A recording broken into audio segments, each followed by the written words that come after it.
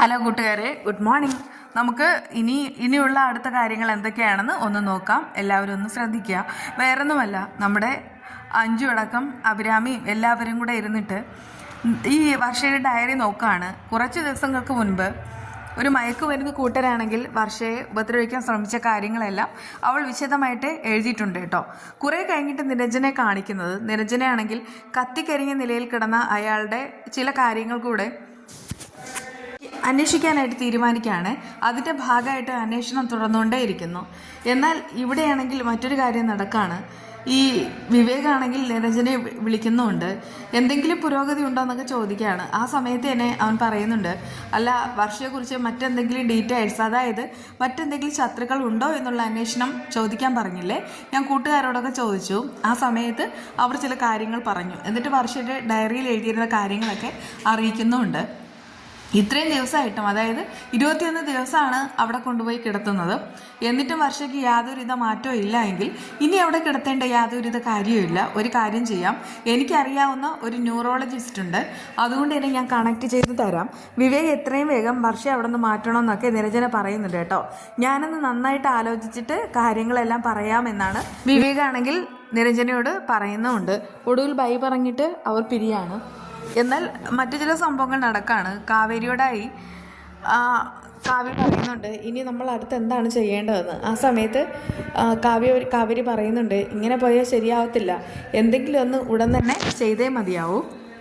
പ്രത്യേകിച്ച് കൂട്ടുകാരികൾ എപ്പോഴും ഇപ്പോൾ അന്വേഷണത്തിൻ്റെ ഭാഗമായിട്ട് നടക്കുകയാണ്. അത് പാടില്ല. ചിലപ്പോൾ അവർക്ക് നമ്മളെക്കുറിച്ച് തന്നെ സംശയം തോന്നാം. അതുകൊണ്ട് തന്നെ വർഷയ്ക്ക് ആരോഗ്യനില വളരെയധികം മോശമാവണം. ആ സമയത്ത് കൂട്ടുകാരികൾ അവളുടെ കൂടെ ഇരുന്ന് അവളുടെ കാര്യങ്ങൾ നോക്കാനായിരിക്കും വ്യഗ്രത കാണിക്കുന്നത്. അതിനിടയ്ക്ക് മയക്കുമരുന്നിൻ്റെയോ മറ്റു കാര്യങ്ങളുടെയോ അതിൻ്റെ ഒന്നും പിടിയിൽ പോവില്ല. അക്കാര്യം ഞാൻ ഏറ്റു, എന്തെങ്കിലും ഒന്ന് ചെയ്യാമെന്നൊക്കെ കാവേരി ഏൽക്കുന്നുണ്ട് കേട്ടോ. രാത്രി ഉറങ്ങാൻ കിടക്കുകയാണെ. ആ സമയത്ത് വർഷയ്ക്ക് ചെറുതായിട്ട് ഒരു ഓർമ്മ തിരിച്ചു കിട്ടിയതുപോലെ അവളിങ്ങനെ കൈകളൊക്കെ അനക്കുന്നുണ്ട്. അവൾ പക്ഷേ വിളിക്കുന്ന പേരാണെങ്കിൽ കറക്റ്റായിട്ട് കേൾക്കാം. ശ്രീയേട്ടൻ തന്നെ വ്യക്തമായിട്ട് വിളിക്കുന്നുണ്ട്. ഒരു 3-4 തവണ ശ്രീയേട്ട എന്നിങ്ങനെ വിളിച്ചുകൊണ്ടേയിരിക്കുകയാണ്. പക്ഷേ അത് 5 വ്യക്തമായിട്ട് കേൾക്കുന്നുമുണ്ട്. ചാടി എഴുന്നേൽക്കുന്നുമുണ്ട്. വർഷ എന്ന് വിളിക്കുകയാണ്. പക്ഷെ ആ സമയത്ത് വർഷയുടെ ബോധം പോവുകയാണ്. നേരത്തെ എങ്ങനെയാണ് കിടന്നത് അതുപോലെ കിടക്കുന്നു. എങ്കിലും 5 ആണെങ്കിൽ കൂട്ടുകാരികളെല്ലാവരെയും വിളിപ്പിച്ചിട്ട് കാര്യങ്ങളെല്ലാം പറയുന്നുണ്ട്. ഇത് ഞാൻ വ്യക്തമായിട്ട് കേട്ടതാണ്. വർഷയാണെങ്കിൽ ശ്രീയേട്ട എന്ന് 2-3 തവണ വിളിച്ചു. എങ്കിൽ പിന്നെ ഉറപ്പായിട്ടും ശ്രീയേട്ടൻ വന്നാൽ ഇവൾ എഴുന്നേൽക്കും.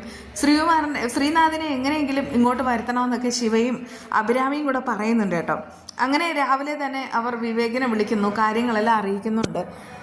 ശ്രീയുടെ പേരാണ് അവൾ പറഞ്ഞത് എന്ന് പറയുന്ന സമയത്ത് അവൾക്ക് കുറേയേറെ ഓർമ്മകൾ തിരിച്ചു കിട്ടിയിട്ടുണ്ട്.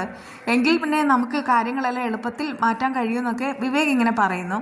വിവേകിനോട് ഒരൊറ്റ റിക്വസ്റ്റ് മാത്രമേ ബാക്കിയുള്ളൂ, എത്രയും വേഗം തന്നെ ഈ പറയുന്ന ശ്രീയേട്ടനെ അവളുടെ മുന്നിൽ കൊണ്ടുവന്ന് നിർത്തണമെന്നൊക്കെ പിള്ളേരെ അറിയിക്കുകയാണ് കേട്ടോ. അത് കേട്ട് വിവേകിനാണെങ്കിൽ ഭയങ്കര ടെൻഷൻ പോലെ. വിവേക് ഇങ്ങനെ കുറേ സമയം മിണ്ടാതെ നിൽക്കുകയാണ്. അപ്പോഴേക്കും 5 ചോദിക്കുന്നുണ്ട്, എന്താ വിവേകിനെ കൊണ്ടുവരാൻ എന്തെങ്കിലും ബുദ്ധിമുട്ടുണ്ടോ? ഒരു ബുദ്ധിമുട്ടും ഇല്ല. ശ്രീനാഥ് എവിടെയാണെങ്കിലും ഞാൻ ഉറപ്പായിട്ടും വർഷയുടെ മുന്നിൽ കൊണ്ടുവന്ന് നിർത്തും എന്നൊക്കെ ഇങ്ങനെ പറഞ്ഞിട്ട് കോൾ കട്ടാക്കുന്നുണ്ടെങ്കിലും അയാൾക്കാണെങ്കിൽ ഭയങ്കര ടെൻഷനുണ്ട്. കാരണം അവസാനം നടത്ത കാര്യങ്ങൾ എന്തൊക്കെയാണെന്ന് വിവേകിന് സ്പഷ്ടമായിട്ട് അറിയാമല്ലോ. അതുകൊണ്ടാണ് ആൾക്ക് ആ ഒരു ടെൻഷൻ. എന്നാൽ രാഘവൻ്റെ ഫോണിലേക്ക് അയാളുടെ മരുമകൻ വിളിക്കാനായിട്ടോ. വിളിച്ചിട്ടാണെങ്കിൽ വർഷയുടെ പ്രോഗ്രസിനെ കുറിച്ച് ചോദിക്കുന്നുമുണ്ട്. വലുതായിട്ടൊന്നും ഒരു മാറ്റവും ഇല്ല. പാവ അവൾക്ക് ഇങ്ങനെ ഒരു ഗതി വന്നല്ലോ എന്ന് പറഞ്ഞിട്ട് കരയുമ്പോൾ അയാളാണെങ്കിൽ ദേഷ്യപ്പെടുകയാണ്. അത് കേട്ടിട്ട് ഈ പറയുന്ന ശ്രീരാഘവൻ അറിയിക്കുന്നുണ്ട്, എന്തിനാ എന്നോട് ദേഷ്യപ്പെടുന്നത്? ഞാൻ എൻ്റെ മകളായിട്ട് തന്നെയാണ് അവളെ കണക്കാക്കിയിട്ടുള്ളത്. താൻ കണക്കാക്കിയ കാര്യമൊന്നും പറയണ്ട. ഞാൻ എന്തായാലും ഉടൻ തന്നെ അങ്ങോട്ട് വരും. വന്നിട്ട് വർഷയെ അവിടെ നിന്ന് മാറ്റും. അവളെ മറ്റൊരു സ്ഥലത്തേക്കാണ് കൊണ്ടുപോകുന്നത്. അവിടെ അവളുടെ ജീവിതം നല്ല രീതിയിലായിരിക്കും, അവൾക്ക് മാറ്റങ്ങൾ ഉണ്ടാവുമെന്നൊക്കെ അയാളിങ്ങനെ പറയുന്നുണ്ട്. രാഘവനാണെങ്കിൽ മദ്യത്തിൻ്റെ ആലസ്യത്തിൽ ഓക്കെ പെട്ടെന്ന് വരണം എന്നൊക്കെ ഇങ്ങനെ പറഞ്ഞിട്ടാണ് കോൾ കട്ടാക്കുന്നത്. അങ്ങനെ പിറ്റേന്നാണെങ്കിൽ കാവേരി വരികയാണ്. കാവേരി വരുന്നത് അവൾക്കൊരു ഉദ്ദേശമുണ്ടല്ലോ, വർഷയുടെ ആരോഗ്യസ്ഥിതി എങ്ങനെയെങ്കിലും മോശമാക്കണം. ആ സമയത്ത് അങ്ങോട്ട് വരുന്ന കാവ്യയോടെല്ലാം അവർ പറയുന്നുണ്ട്, ഇപ്പോൾ തന്നെ വർഷയ്ക്കൊരു മാറ്റം സംഭവിച്ചിട്ടുണ്ട്. വർഷയ്ക്ക് മാറ്റം ഉണ്ടായി എന്ന് അറിയുമ്പോൾ അവർക്ക് അവരുടെ മുഖത്തൊരു പിടച്ചിലും ഷോക്കും കാണേണ്ടത് തന്നെയാണ്. ആ സമയത്ത് കൂട്ടുകാരികൾ പറയുന്നുണ്ട്, ശ്രീയേട്ടാന്ന് അവൾ വിളിച്ചു. ശ്രീയേട്ടൻ ആരാണെന്ന് അവർ ചോദിക്കുന്ന സമയത്ത് അത് ഇവളുടെ ഒരു രക്ഷകർത്താവാണെന്ന് അഞ്ജുവും ശിവയും അറിയിക്കുന്നുമുണ്ട്. എന്തായാലും ഈ പറയുന്ന ശ്രീനാഥ് വരുന്ന സമയത്ത് വർഷയ്ക്ക് പുതിയ ജീവൻ കിട്ടുമെന്നൊക്കെ അവരിങ്ങനെ അറിയിക്കുന്നുണ്ട്. പതിവ് പോലെ തന്നെ അഭിരാമിയുടെ അക്കൗണ്ടിലേക്ക് കുറച്ച് കാശാണെങ്കിൽ ശരത്തായിട്ട് ഇട്ടിട്ടുണ്ട്. അതൊന്ന് പോയി എടുത്തിട്ട് വരാമോ എന്ന് ഈ കാവ്യ ചോദിക്കുകയാണേ. എടുത്തിട്ട് വരാമെന്നൊക്കെ അഭിരാമി പറയുന്നു. പക്ഷേ വർഷയുടെ അടുത്ത് ആര് നിൽക്കും? കാവേരി പറയുന്നുണ്ട് ഞാനിവിടെ ഉണ്ട്, ഞാൻ നിന്നോളാം. അങ്ങനെ കൂട്ടുകാരികളെല്ലാവരെയും അവിടെ നിന്ന് ഒഴിവാക്കുകയാണ്. കൂടെ അവിടെ നിന്ന് അഞ്ചും ജോലിക്ക് പോകാനായിട്ട് ഇറങ്ങുന്നുമുണ്ട്. ശരത്താണെങ്കിൽ പതിവ് പോലെ പാക്കറ്റ് കൊണ്ടുവന്ന് അവളുടെ കയ്യിലേക്ക് കൊടുക്കുകയാണ്. ഇന്ന് കുറേയേറെ ഓർഡർ ഉണ്ടല്ലോ, സാരമില്ല ഞാൻ എത്തിക്കാമെന്നൊക്കെ അവളിങ്ങനെ വാക്ക് കൊടുക്കുകയാണേ. അങ്ങനെ പോകാൻ നേരത്തൊക്കെ കൂട്ടുകാരികളോട് പറയുന്നുണ്ട് ഒരു കാര്യം ചെയ്യാം, ഞാൻ ഡ്രോപ്പ് ചെയ്യാം, ഞങ്ങൾ എവിടെ കയറി ഇരിക്കും, നീ കൊണ്ടുപോകുന്ന ഈ ഒരു പ്രോഡക്റ്റിൻ്റെ പുറത്ത് കയറി ഇരിക്കണം എന്നൊക്കെ അവർ ചോദിക്കുന്ന സമയത്ത് അവളൊന്ന് ചിരിക്കുന്നുമുണ്ട്. അവരെന്നിട്ട് അവിടെ നിന്ന് മാറുകയാണ്. കൂട്ടുകാരികൾ ഒരു ഓട്ടോ പിടിച്ചിട്ട് അവിടെ നിന്ന് പോവുകയാണേ. അങ്ങനെ കാശെടുക്കാൻ അവരും പോയി കഴിഞ്ഞു. ഇപ്പോൾ വേറെ ആരും ഇല്ലതാനും. അതുകൊണ്ട് തന്നെ അവർ നേരെ ആ ഡോക്ടറെ വിളിക്കുകയാണ്. അയാൾ പറയുന്നുണ്ട് ഞാൻ ഇപ്പോൾ വരാം, ഉടൻ തന്നെ ഞാൻ എത്താമെന്നൊക്കെ പറയുന്നുണ്ട്. എന്തായാലും അയാൾ വരും. വർഷം എന്തെങ്കിലും ചെയ്യാൻ തന്നെയാണ് അവരുടെ ഉദ്ദേശം. പക്ഷെ ആ സമയത്ത് കാവേരിയാണെങ്കിൽ വളരെ ദേഷ്യത്തിൽ വർഷയുടെ മുഖത്തേക്ക് തന്നെ നോക്കി നിൽക്കുകയാണ്. ഇപ്പോൾ തന്നെ ശരിയാക്കി തരാം എന്നുള്ള മട്ടിലാണ് നോക്കുന്നത്. ഇനിയാണ് എന്തെങ്കിലും ഒരു ടെസ്റ്റ് നടക്കാനായിട്ട് പോകുന്നത്. വിശേഷങ്ങൾ ഇങ്ങനെ വന്നുകൊണ്ടേയിരിക്കും. എന്തായാലും എല്ലാവരും ഈ വീഡിയോ ഒന്ന് കണ്ടതിന് ശേഷം ഒന്ന് സബ്സ്ക്രൈബ് ചെയ്ത് സപ്പോർട്ട് ചെയ്യണം കേട്ടോ. കാരണം ഇപ്പോൾ ഒരുപാട് നൂലാമാലകളുണ്ട്. അതുകൊണ്ടാണ് ഞാനിങ്ങനെ ഒരു ചാനൽ തുടങ്ങിയത്. അപ്പോൾ എല്ലാവരുടെയും ഒരു കോൺട്രിബ്യൂഷൻ ആവശ്യമാണ്, വേറെ ഒന്നും വേണ്ട. ഒന്ന് നിങ്ങൾ ഈ വീഡിയോ കണ്ടതിന് ശേഷം ഒന്ന് സബ്സ്ക്രൈബ് മാത്രം തന്നാൽ മതി. ഒന്ന് സബ് ചെയ്തിട്ട് പോവുക. പിന്നെ നമ്മുടെ വീഡിയോയിൽ കാണിച്ചിട്ടിരിക്കുന്നത് മത്തങ്ങ കറിയാണ്. മത്തങ്ങ കറി ഉണ്ടാക്കാൻ എല്ലാവർക്കും അറിയാം.